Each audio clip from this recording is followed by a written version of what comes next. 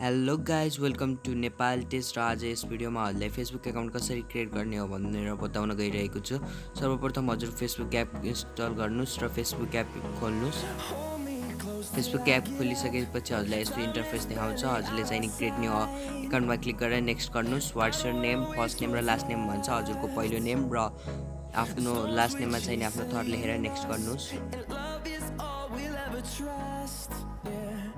र यहाँ हजुरले व्हाट्स योर बर्थडे भनेर हजुरको जन्म मिति सोधेको हुन्छ। जन्म मिति क्लिक गरेर नेक्स्ट गर्नुहोस्।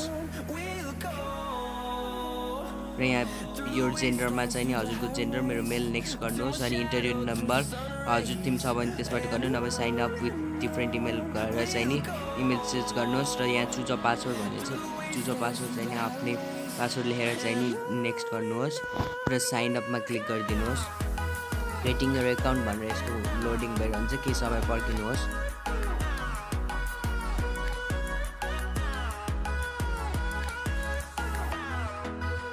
र सेभ पासवर्डमा क्लिक गरिदिनुहोस्। यहाँ प्रोफाइल पिक्चर हजुरले राख्न पनि सक्नुहुन्छ, स्किप गर्नुहोस्। Thanks for watching this video. Please like, share and subscribe our channel Nepal test. Thank you.